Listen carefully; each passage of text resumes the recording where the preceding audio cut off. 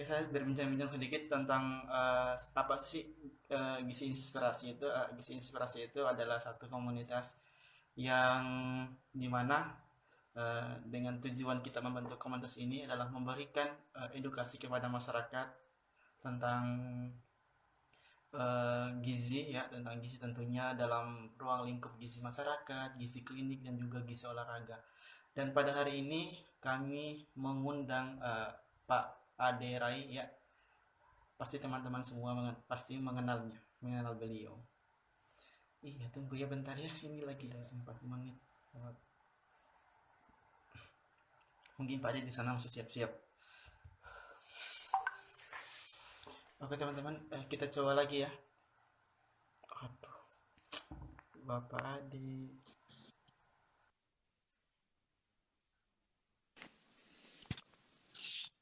Halo, Halo, selamat pagi. ya selamat pagi. Iya Ya, nih Pak, terima kasih sudah diundang. ya, sama-sama juga ini suatu kebanggaan juga buat kami mahasiswa-mahasiswa sekarang. Pak, Ya, ini sebelumnya iya, perkenalkan dulu ya Pak. ya, Kami dari satu komunitas gizi inspirasi.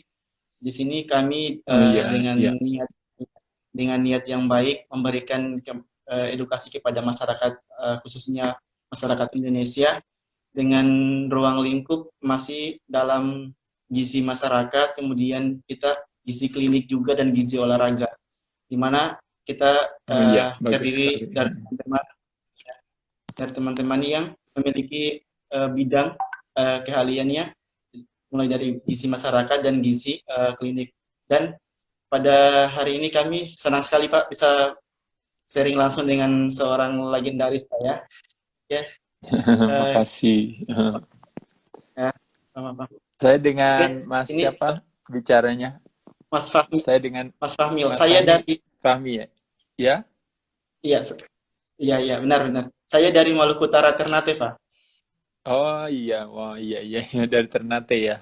Saya udah ke sana tuh, Iya, udah iya. ke kampungnya Mas Fahmi ya. Hmm. Iya, iya, Nanti iya. kapan-kapan nanti sampai di sana lagi. Nanti main lagi ya. Iya, iya, iya. Terima Iya, kasih. Pak. Oke, iya. Ini Pak, kita langsung mulai saja ya, Pak ya. Ya, baik. Oke, Silahkan. oke, selamat pagi teman-teman semua yang lagi menonton acara pada pagi hari ini. Sekarang kita sudah kedatangan seorang Pak Ade yang dimana kita kenal beliau adalah ya, kalau saya sih waktu Pak Ade jadi juara nasional itu saat 1994 itu saya baru lahir Pak. Oh, baru. Jadi saya ya baru lahir. Jadi saat Pak Ade jadi juara nasional itu pertama kali di kelas berat ya Pak ya. Iya, iya, iya. Udah lama sekali ya. Nah, itu saya baru lahir. Jadi saya sering-sering lihat juga Pak Ade di TV. Dan hari ini saya langsung itu satu kebanggaan. Iya, terima kasih Oke. sudah diundang.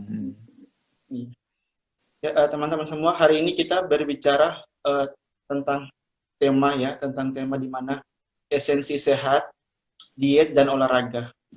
Kita mulai dari pertama berbincang-bincang tentang bagaimana itu esensi esensi sehat yang Pak Ade jalani sekarang ini dan kira-kira bagaimana untuk dikembangkan dan dikembangkan di pribadi Pak Ade kemudian bisa di apa namanya di kasih diinformasikan kepada masyarakat luas. Kira-kira esensi diet menurut Pak Ade itu, esensi sehat maksudnya, menurut Pak Ade itu seperti apa kira-kira?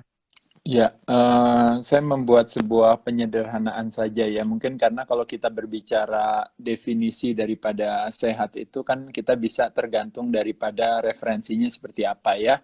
Sebagai contoh bahkan kalau kita, Up, ini ada kucing saya, ada kucingnya Oh, lewat. Oh iya, ada kucing. Mesti main bareng nih dia kurang temen kayaknya jadinya malah gangguin ke sini. Sebentar ya, sama saya kayaknya Bung Fahmi saya keluarin dia dulu ya. Kalau enggak nanti kita keganggu terus baik ya. Pak. Sebentar, sebentar. Ya. Oke, oke di luar dulu ya. Oke, oke, di luar dulu. Di luar dulu ya.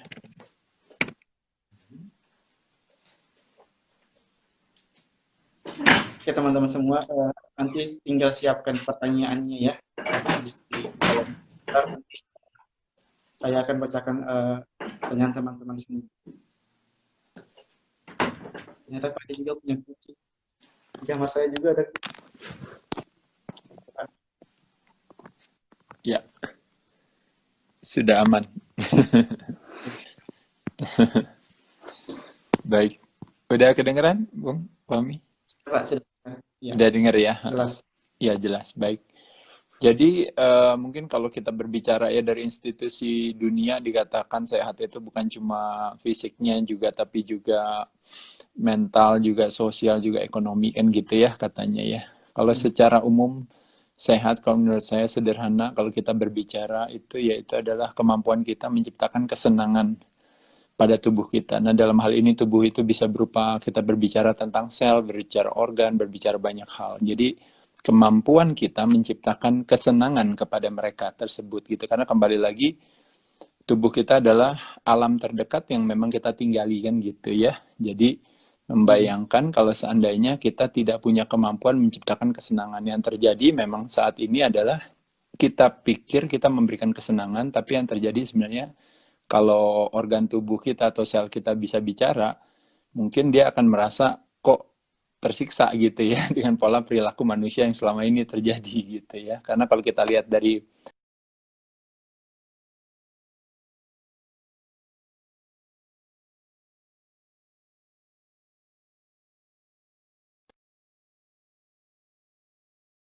yaitu adalah sehat adalah kemampuan kita menciptakan kesenangan pada tubuh kita itu yang disebut dengan namanya kesehatan. Nah, berbicara menciptakan kesenangan pada tubuh kita, tentu salah satu tantangannya kalau saya rasa adalah bagaimana kita bisa melakukan yang namanya aktivitas gerak, apakah gerak tubuh, gerak nafas,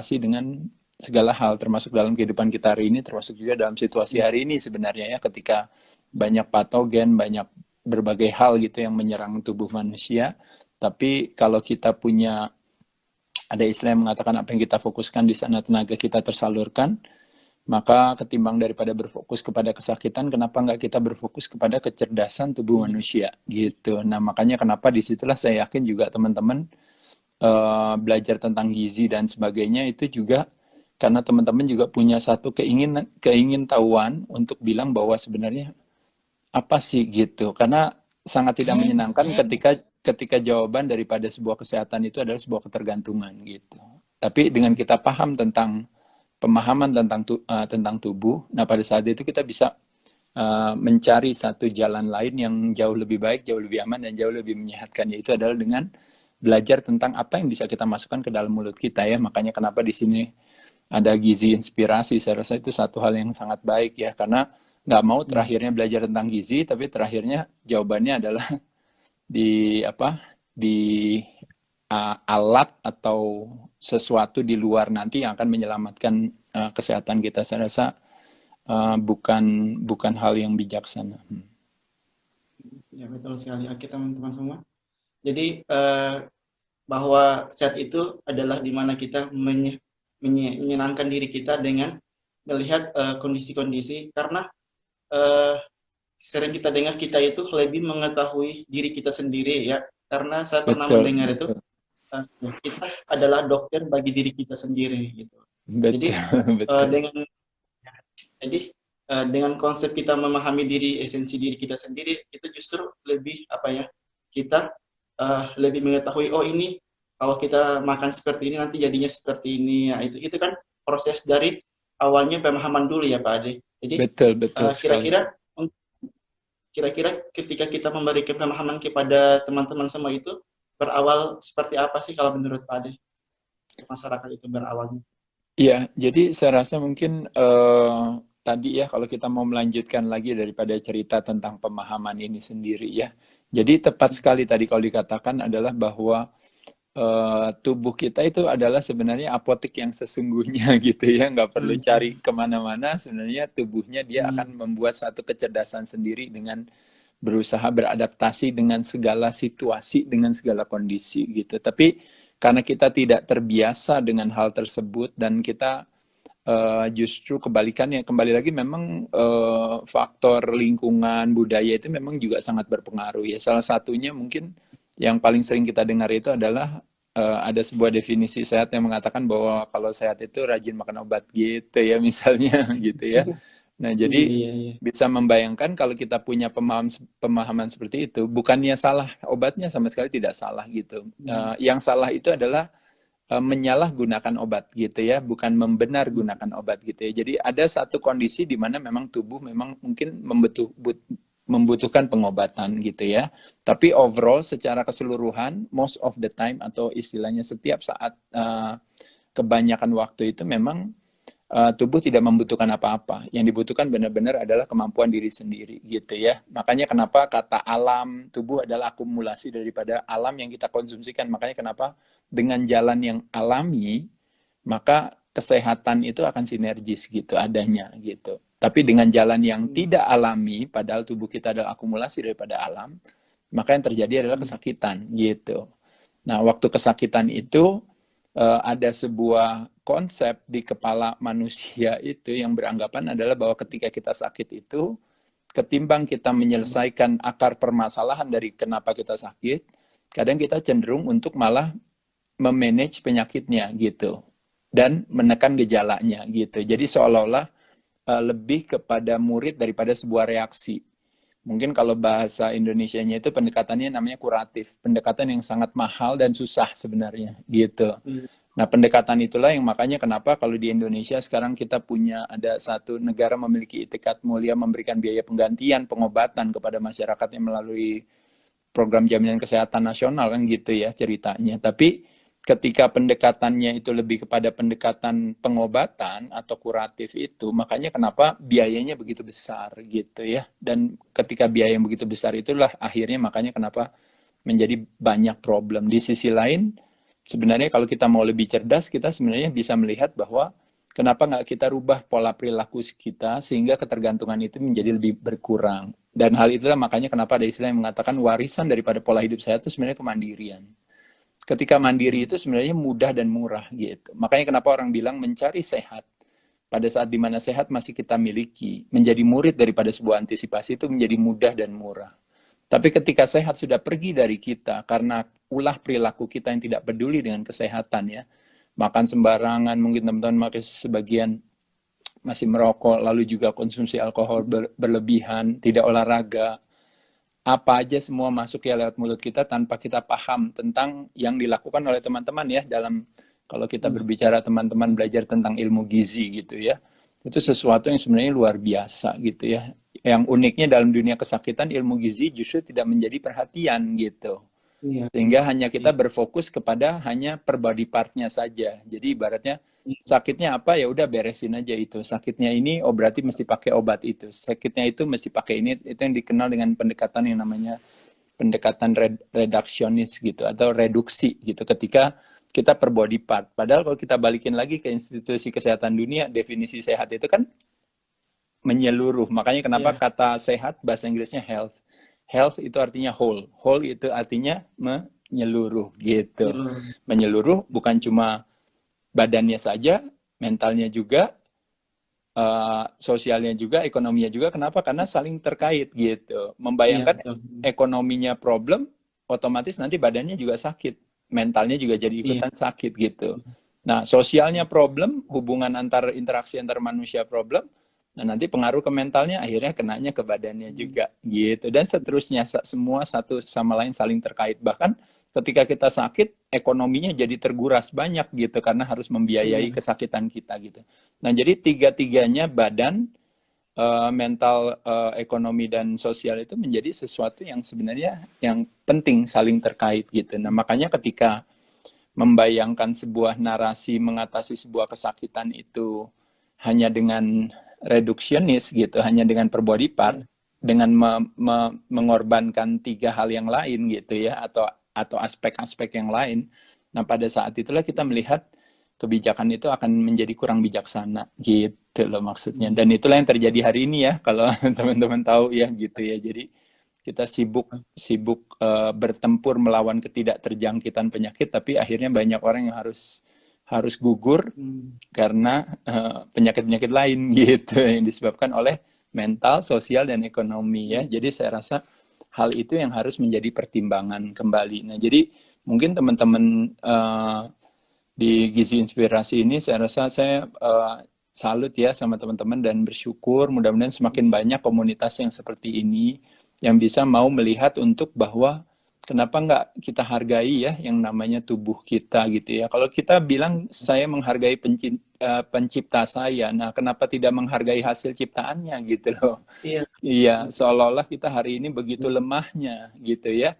Sehingga yang terjadi ibaratnya sekarang semua tatanan sosial, ekonomi semua berubah total gitu hanya gara-gara ada sebuah ketakutan dan kekhawatiran karena sebuah ada serangan dari luar seolah-olah yang kita tidak bisa atasi yang pada sesungguhnya kalau kita berbicara angka sebenarnya angka destruksinya atau kalau bicara kematiannya itu sangat rendah sekali. Nah, jadi unik lah gitu situasi hari ini tuh sangat unik. Makanya kenapa mungkin yang menjadi tantangan ke depan kalau saya rasa semakin banyak teman-teman ya seperti kayak teman-teman di komunitas Gizi Inspirasi itu semakin nanti pelan-pelan pemahamannya akan semakin lebih tinggi dan pada saat itulah akhirnya kita tidak sibuk gitu ya dengan sebuah strategi ketergantungan gitu ya apalagi menyerahkan nasib kesehatan kita kepada orang lain gitu ya apalagi kita serahkan nasib kesehatan kita kepada negara gitu dia yang menentukan kamu boleh ini nggak boleh gitu itu kan sesuatu yang unik ya kita berbicara yang namanya hak asasi manusia itu bukan cuma dalam mengeluarkan pendapat, dalam hal bernegara, dan juga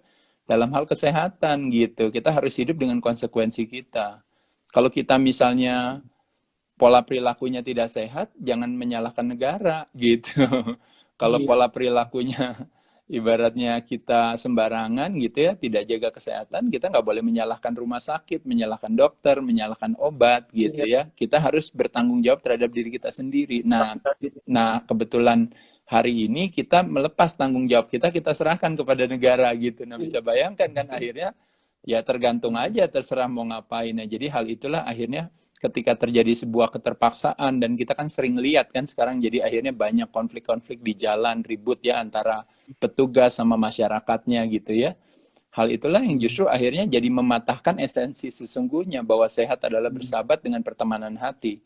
Sakit bersahabat dengan perlawanan hati. Tapi yang terjadi karena sibuk berperang melawan ketidakterjangkitan sebuah penyakit infeksi, tapi akhirnya kita harus mengorbankan semua, mulai dari sosial interaksi, ekonomi, mental, ya, secara psikologis itu ribut, ada bapak-bapak sama polisi lah, nanti ada ini, ada itu gitu. Jadi bukan sesuatu yang ingin kita alami teman-teman sekalian, karena pada dasarnya kalau kita paham tentang kesehatan, kita bisa menyerahkan itu benar-benar kepada tubuh kita sendiri.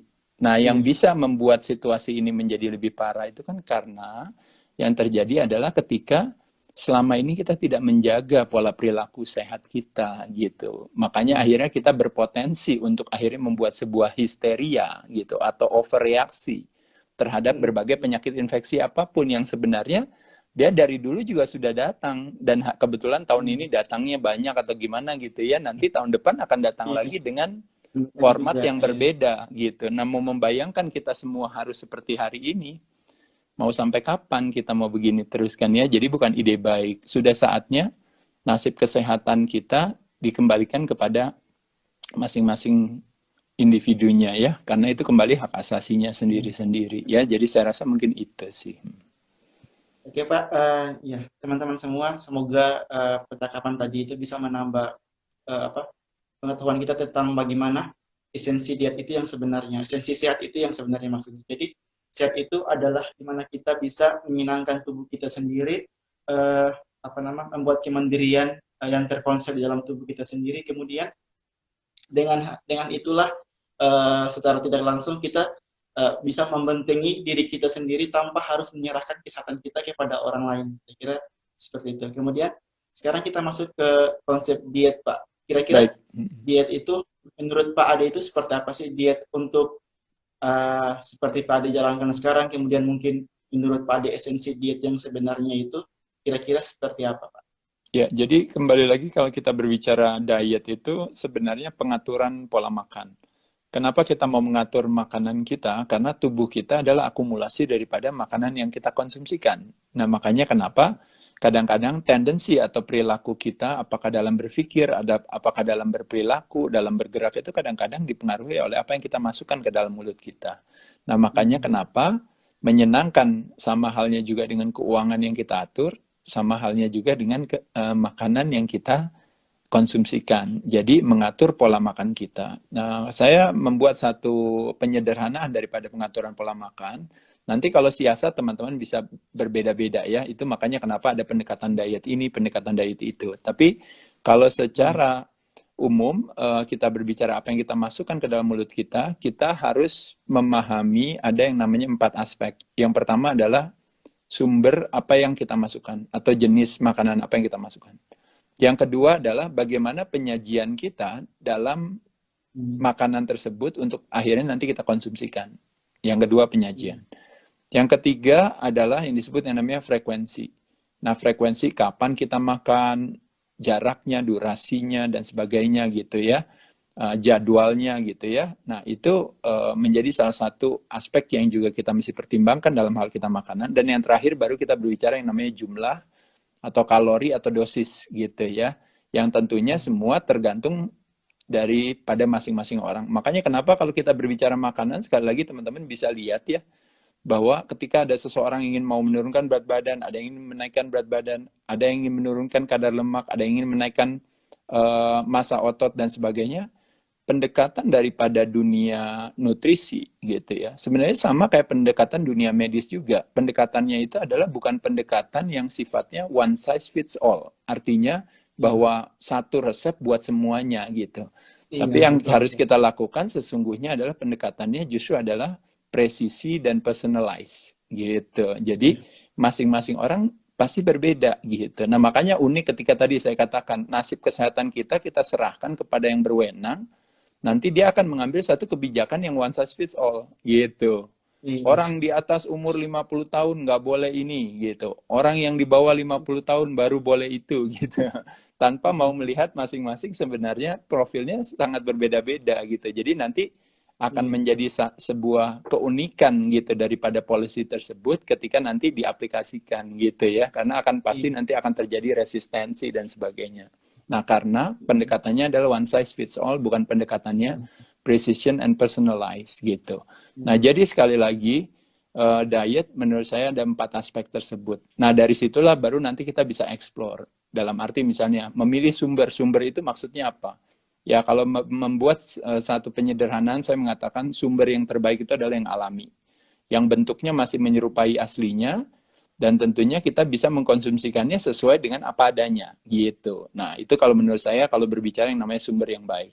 Terlepas dalam penyajian nanti kita boleh membuat satu siasat gitu loh ya. Tapi dalam membuat siasat itu kita selalu harus punya ada yang namanya bagaimana caranya mengoptimalkan si kebaikan daripada makanan itu dan meminimalkan kekurangan ibarat nutrisinya itu jadi hilangnya itu kehilangan nutrisinya itu kalau bisa diminimalkan gitu. Iya, diminimalkan. Iya, betul ya. Karena kita bilang lo yang paling bagus ya udah alami kan mentah udah selesai. Cuma problemnya ketika mentah nanti mungkin ada masalah-masalah lain gitu ya. Mungkin mungkin masih kotor, mungkin masih ini atau apa gitu. Nah, tapi ketika dipanaskan di sisi lain panasnya terlalu berlebihan. Nah, pada saat itulah akhirnya nilai nutrisinya atau gizinya jadi turun gitu. Nah, pada saat itulah terjadi sebuah sebuah apa ya namanya kayak kreativitas kita atau siasat kita untuk membuat satu keseimbangan. Persis mirip kayak orang latihan beban gitu ya. Ada istilah yang mengatakan bagaimana memanfaatkan memaksimalkan manfaat, meminimalkan resiko gitu. Jadi gimana caranya kita melakukan gerakan tapi bisa otot yang terkena itu bisa optimal, tapi dengan potensi untuk cederanya menjadi lebih minimal gitu. Nah, jadi kita pun dalam hal makanan pun sama kan gitu ya. Gimana cara makanannya alami tapi jangan kotor gitu nanti malah saya sakit perut atau apa mungkin karena juga satu dan lain hal gitu ya. Nah, di sisi lain kalau seandainya saya harus memasaknya atau saya harus mengemasnya apakah dengan kukus, rebus, panggang goreng atau diapakan juga, nah itu berarti saya harus siasatnya di mana gitu. Nah itu yang nomor 2 adalah penyajian. Nomor 3 adalah yang disebut dengan yang namanya tadi saya katakan frekuensi. Nah, sebagai contoh paling gampang kebetulan hari ini teman-teman melakukan yang namanya kalau di bulan Ramadan kan ibadah berpuasa gitu ya. Nah, kalau kita berbicara berpuasa berarti puasa masuk ke dalam aspek nomor 3, yaitu adalah frekuensi. Yaitu adalah ketika kita membuat satu durasi pemisahan durasi antara durasi waktu kapan saya boleh makan, berapa lamanya, dan waktu dalam durasi berapa lama saya boleh tidak makan gitu. Nah, itu kan makanya yang terjadi. Nah, mungkin kalau saya membuat langsung aja ya gitu penjelasannya lebih kepada kayak contohnya misalnya sekarang kita puasa, nggak makan kan 13 jam gitu. Nah, kalau dalam pendekatan dunia diet yang nggak makan 13 jam itu salah satu pendekatan diet yang dikenal yang namanya intermittent fasting diet ya gitu ya. Ketika terjadi intermittent fasting diet terjadi yang namanya jendela makan sama jendela puasa gitu. Nah, jendela puasanya 13 jam, jendela makannya kurang lebih berarti sisanya yaitu adalah kalau 24 jam hari berarti dia sisanya adalah kurang lebih sekitar 11 jam gitu ya. Nah, 11 jam belum ditambah kalau kita tidur. Anggap aja kita tidur misalnya 6 jam. Kurangin lagi. Berarti window makan kita atau jendela makan kita berarti tinggal 5 jam gitu. Nah, dalam 5 jam apa yang kita konsumsikan? Nah, itu perlu ilmunya lagi untuk kita nanti akan membahas soal sumbernya, penyajiannya, dan juga pendekatan dari teman-teman. Ada yang berat badannya kurus, ada yang berat badannya ingin body naikkan atau kebalikan ingin diturunkan. Nah, nanti muncullah berbagai pendekatan. Ada Atkins diet, ada South Beach diet, ada Mediterranean diet, ada sekarang yang populer ketogenic diet gitu ya. Jadi semua pendekatan diet itu sah adanya kalau menurut saya. Tapi semua itu kembali lagi harus precision and personalized, harus sesuai dengan kebutuhan masing-masing gitu. Jadi mungkin secara umum kira-kira gitu, Mas.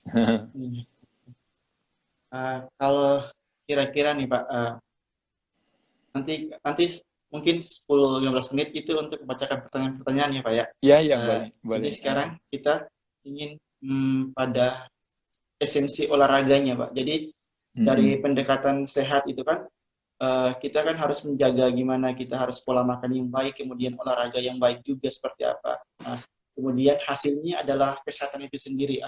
Kira-kira tadi sudah membahas tentang makan atau diet itu, tapi dengan pendekatan konsep olahraga itu, kira-kira kita harus mengaitkan antara makanan dan olahraga itu seperti apa, Pak?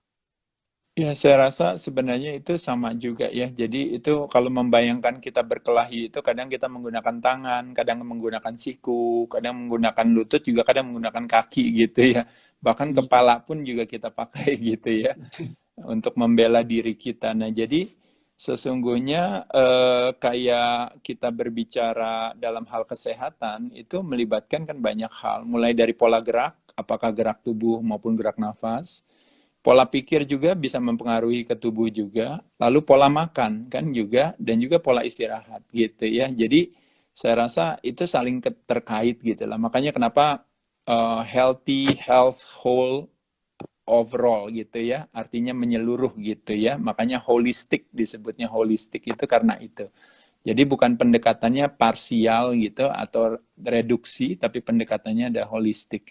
Nah, jadi kalau berbicara olahraga pun sama, secara umum olahraga terbagi atas 2, melatih kekuatan otot jantung dan melatih kekuatan otot rangka ya, kalau teman-teman tahu. Kalau otot jantung itu dikenal dengan namanya cardiovascular exercise ya, atau aerobik aktivitas itu kadang-kadang bisa dengan dilakukan di luar ruangan, di dalam ruangan, menggunakan alat bantu, atau yang terorganisir, seperti misalnya grup-grup exercise, senam-senam, dan sebagainya. Kalau melatih kekuatan otot rangka, yang dikenal dengan latihan beban, melatih pengencangan otot itu. Kenapa kita berbicara latihan pengencangan otot? Itu karena ketika otot dikencangkan, rangkanya atau tulangnya menjadi lebih kuat. Ya, jadi banyak yang terjadi, orang asosiasi orang tua itu beranggapan bahwa semakin tua tulangnya semakin keropos, itu lebih cenderung karena disebabkan bukan karena tulangnya yang melemah sendiri, tapi disebabkan karena jumlah otot atau massa otot yang ada di dalam tubuh manusia setelah umur 30 tahun itu berkurang kalau seandainya tidak dilakukan aktivitas latihan pengencangan otot rangka. Dan metabolisme di dalam tubuh juga akan berpengaruh. Kenapa? Karena peran otot adalah salah satu daripada organ tubuh kita yang sebenarnya paling boros dalam membakar kalori. Apalagi kalau berbicara kalorinya berasal dari gula, gitu ya.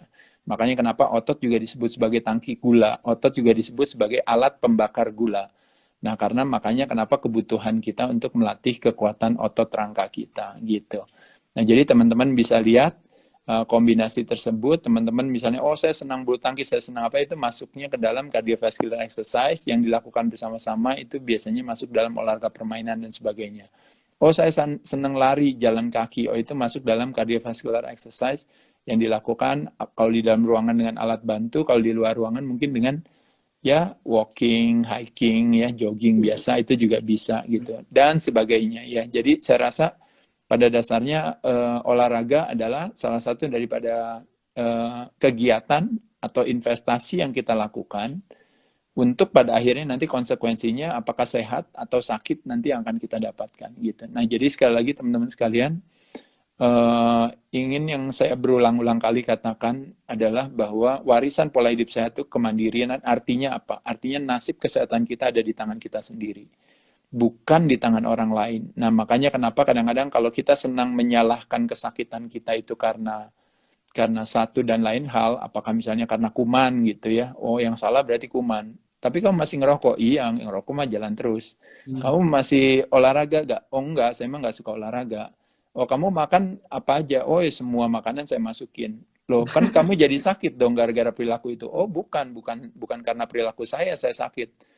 Saya sakit itu karena kuman itu gitu. Nah, jadi ada yang disebut namanya teori kuman. Teori kuman itu adalah teori yang senang menyalahkan, pokoknya kalau istilahnya itu mentalitas kambing hitam gitu. Jadi pokoknya yang salah ya kuman itu gitu. Nanti jawabannya adalah apa? Jawabannya adalah nanti kita harus punya anti kuman gitu. Nah, tapi perilakunya sehari-hari nggak dirubah, Mas. Ya enggak perlu dirubah lah. Orang yang bikin sakit itu adalah si kuman gitu. Ada jawabannya, yang bikin sehat adalah anti kuman kan gitu. Iya. Nah, dan bagi orang yang mau, iya, jadi maksudnya analoginya seperti itu. Nah, makanya kenapa saya rasa adalah kalau masyarakat semakin cerdas, masyarakat semakin paham bahwa nasib kesehatan kita itu adalah karena ulah perilaku kita. Dan teman-teman sudah tahu sebenarnya, kalau berbicara penyakit infeksi itu nggak lebih dari 10%. Dan itu pun juga membutuhkan badan yang sakit untuk akhirnya infeksi tersebut akhirnya jadi semakin bisa memperparah kesehatan. Tapi kalau seandainya kita hanya sehat sekalipun aja, ibaratnya badan akan membuat satu adaptasi terhadap infeksi tersebut gitu. Nah, hampir 90% penyebab daripada kesakitan dan prematur kematian itu murni dikarenakan ulah perilaku kita, habitual kita ya.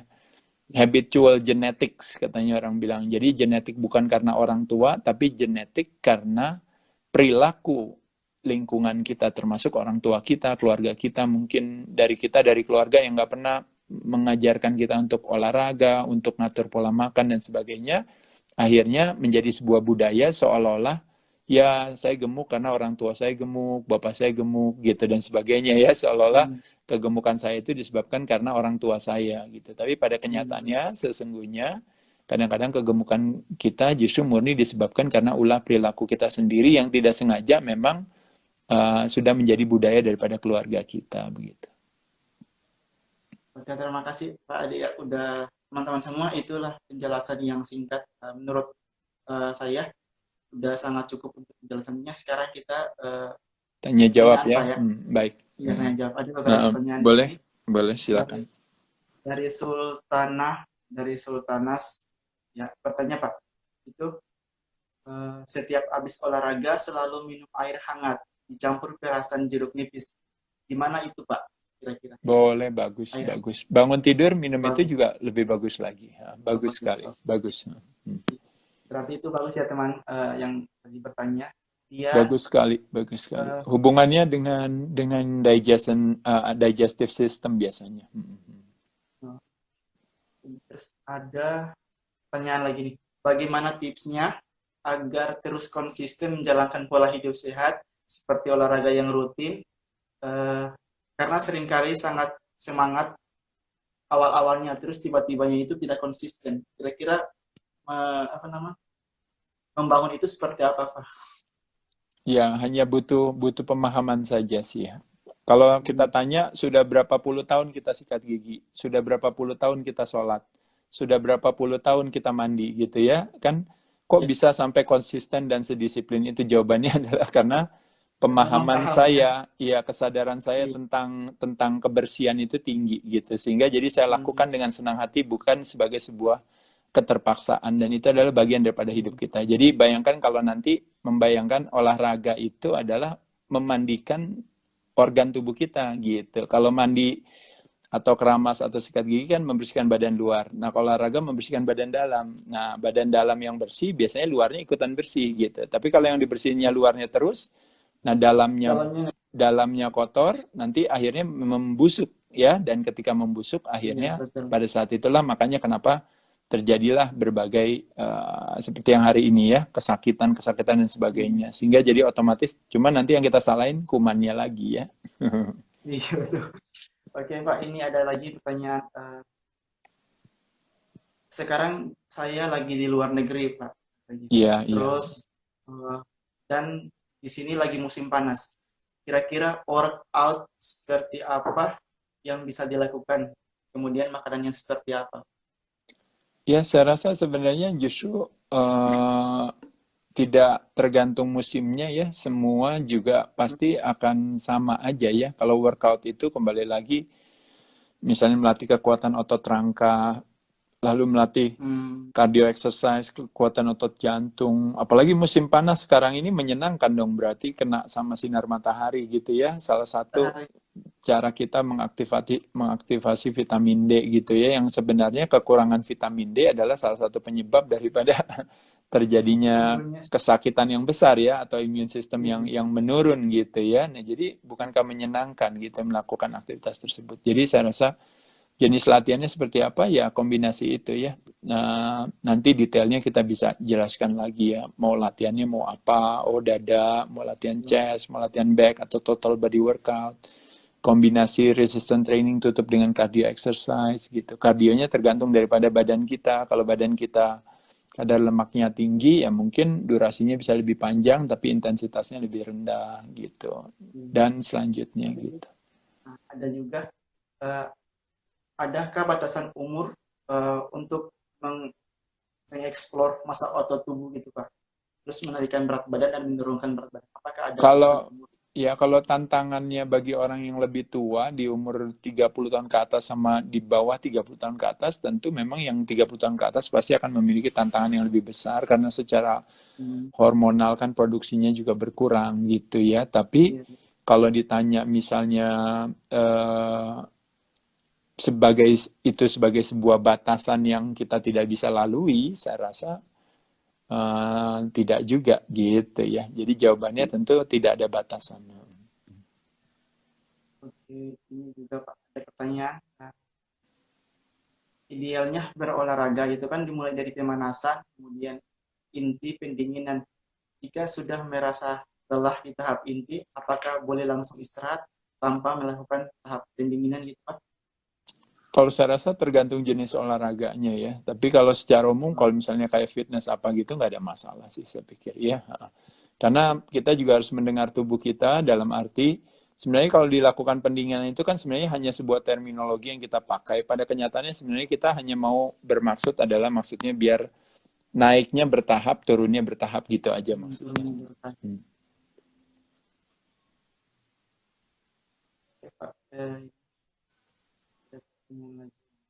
Tadi ada pertanyaan juga, misalnya kalau olahraga sebelum buka puasa ya bagus cardio exercise ya, jadi menggunakan lemak sebagai sumber tenaga karena gula di dalam darah udah turun, akan menyenangkan ketika bagi yang mau menurunkan berat badan sebelum buka puasa konsumsi melakukan aktivitas cardiovascular exercise. Kalau seandainya mau latihan beban boleh, tapi sedikit aja ringan karena kalau latihan beban kan membutuhkan gula, dan ketika gula nggak ada dia akan memecah ototnya, dalam hal ini gula yang ada di ototnya akan dipecah, jadi bukan ide baik. Makanya kenapa cardiovascular exercise atau aerobik aktivitas adalah yang terbaik sebelum buka puasa. Setelah buka puasa baru lanjutkan dengan latihan beban. Dan waktu buka puasanya kalau bisa tidak dengan yang manis-manis, tapi masukinnya justru lauknya saja. Jadi bisa protein, lemak atau serat. Ya, tapi jangan nasi, jangan gula, jangan minuman-minuman bermanis. Saya rasa bukan ide baik. Nanti kalau mau mengkonsumsikan itu setelah habis latihan beban saja. Karena setelah latihan beban gulanya udah ngedrop, lalu ototnya dilatih, ototnya butuh gula juga gitu. Ya saya rasa boleh.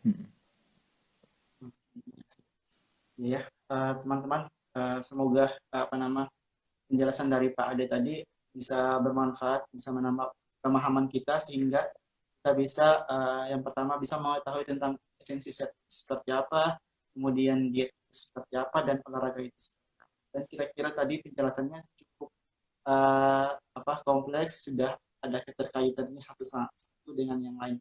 Iya, Kemudian Pak, betul. ingin saya bertanya, Ya. ada juga ini pertanyaannya,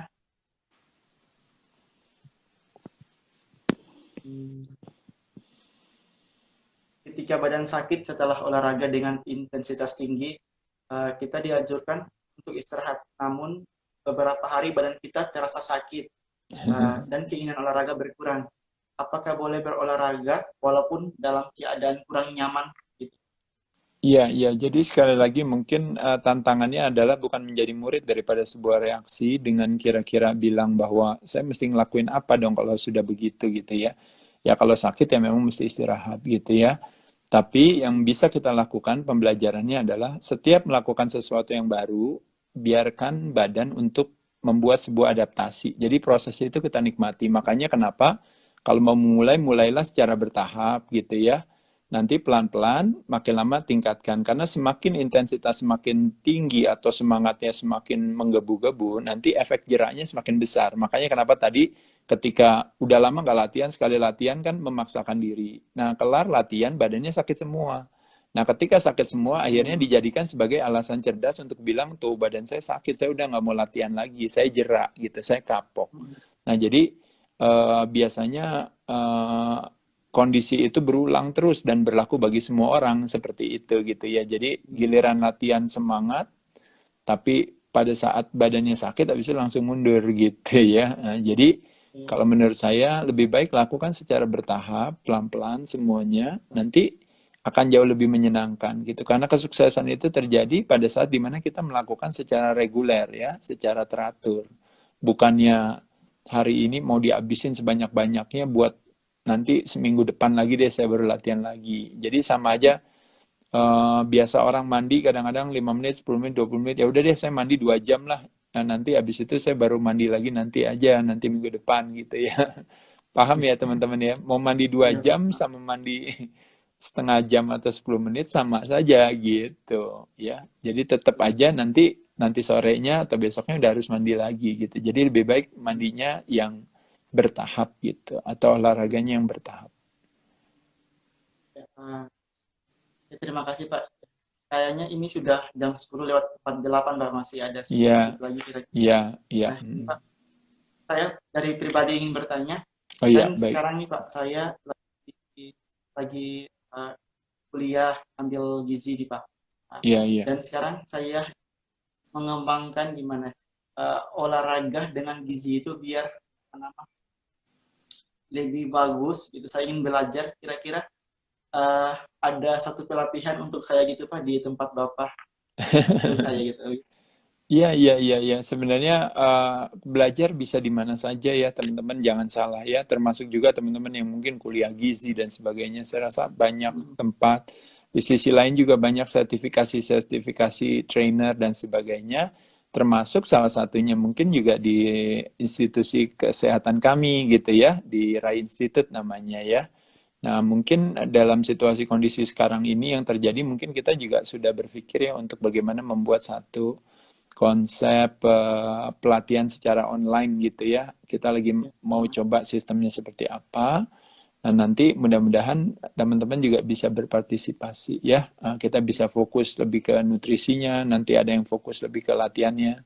Dan yang dalam waktu dekat itu rencananya saya sama Mas Halim Jiang, kalau di Instagramnya Halim Jiang ya, kita akan buat satu pelatihan seminar tentang immune system gitu. Jadi bagaimana kita membuat satu satu fokus kepada diri kita untuk menghargai yang namanya kecerdasan tubuh manusia gitu. Terlepas daripada bagi sebagian orang mau berfokus kepada kesakitan, ya setiap orang punya haknya saja ya. Tapi kembali lagi, apa yang kita fokuskan di sana tenaga kita tersalurkan. Kenapa nggak berfokus kepada kesehatan ketimbang daripada kesakitan itu sendiri? Karena kesehatan adalah kan yang kita mau, dan kesakitan adalah apa yang kita tidak mau. Jadi jangan berfokus kepada apa yang kita tidak mau gitu loh. Artinya apa yang kita Ya. mau. Nanti kita Yang terakhir, informasi itu nanti teman-teman bisa ini ya, bisa dapatkan lah ya melalui berbagai ini, apakah melalui Instagram saya, melalui YouTube saya namanya Dunia Derai, atau juga bisa juga kita punya ada satu aplikasi fitness baru namanya AyoFit ya, AyoFit Indonesia itu. Nah, nanti teman-teman juga bisa menggunakan aplikasi itu sebagai tambahan lah, bukan sesuatu yang sempurna atau gimana gitu ya, tapi ya jadikan tambahan aja. Kalau memang teman-teman masih punya pulsa gitu boleh download. Ya, kurang ya lebih itu betul. ya. Ya, Pak. Ini ada, menurut Pak Ade ini ada yang bertanya, sejauh mana faktor genetika itu berpengaruh tentang hidup kita, termasuk anatomi dan penyakit. Iya, jadi kalau saya rasa sebenarnya kalau ada istilah orang bilang genetik nanti ngomongin soal DNA gitu ya. Tapi yang sesungguhnya yang terjadi itu adalah ekspresi daripada genetik kita yang disebabkan oleh lingkungan gitu. Makanya kenapa pendekatan sekarang yang dikenal yang namanya epigenetic control gitu. Jadi tidak terjadi sebuah determinisme daripada genetik, tapi lebih kepada bahwa sebenarnya ada faktor-faktor lain yang bisa mempengaruhi ekspresi daripada genetik tersebut. Karena kalau kita menyalahkan genetik, maka pada saat itulah kita akan membuat satu pembenaran kepada diri kita untuk bilang, ya wajarlah saya gemuk Oh, kan karena genetik gitu. Wah iya, iya. wajarlah saya mana bisa sehat, saya butuh obat, saya butuh operasi, saya butuh ini. Kenapa? Karena kan genetik gitu ya. Jadi seolah-olah yang salah itu adalah yang menciptakan kita gitu ya. Apakah orang tua, apakah ini ya semua yang salah gitu ya. Seolah-olah genetiknya saya begini gitu. Tapi pada sesungguhnya teman-teman tahu bahwa ibarat genetik itu ya apa adanya, membayangkan ada yang hidungnya pesek, ada yang matanya belok, ada yang matanya sipit, ada yang bentuk tulang pipinya tinggi, ada yang pendek, ada yang dagunya panjang, ada yang apa, tapi semua berhak untuk bisa punya penampilan yang cantik bagi wanita ya gitu ya. Dia bisa siasat gimana ya caranya ya.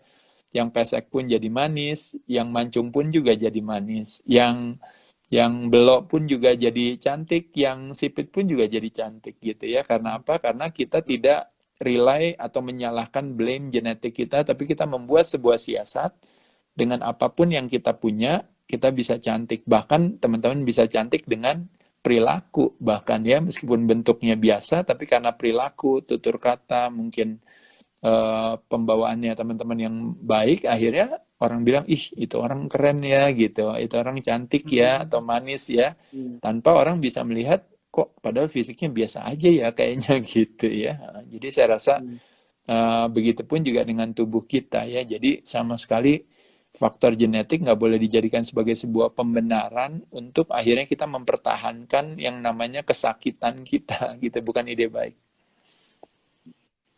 Ya Pak, kayaknya waktunya sudah mulai mau hampir habis ya.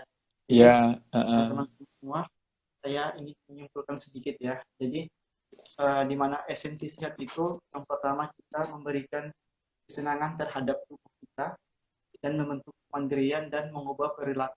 Kemudian juga uh, untuk esensi diet itu kita harus memperhatikan beberapa indikator. Pertama, jenis makanannya, kemudian penyajiannya, frekuensi, dan juga jumlahnya. Dan olahraga itu ya kembali lagi kepada individu masing-masing, tergantung seberapa besarnya dia bisa olahraga gitu, kira-kira uh, termasuk frekuensinya, durasinya, dan waktunya yang tepat. Kemudian tergantung tujuan untuk olahraga itu seperti apa ya.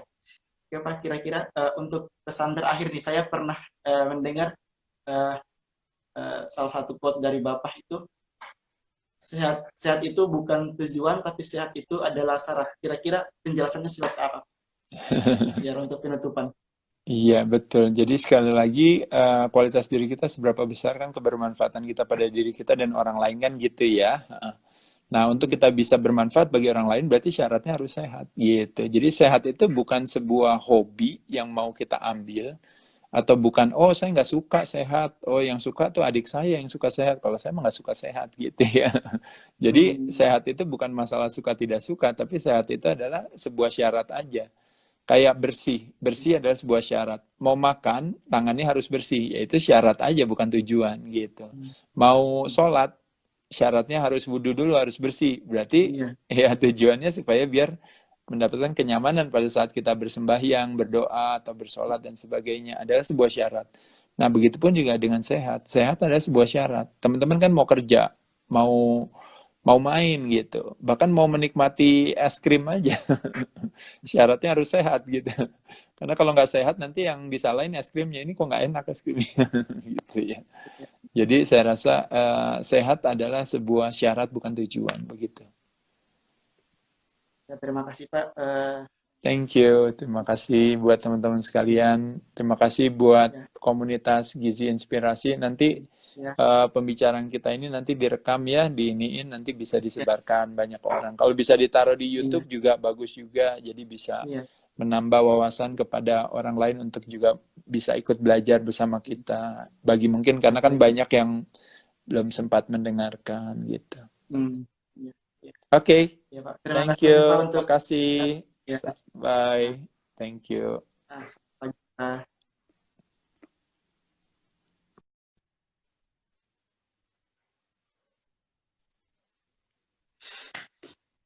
Oke teman-teman semua, terima kasih untuk atensinya ya, untuk eh,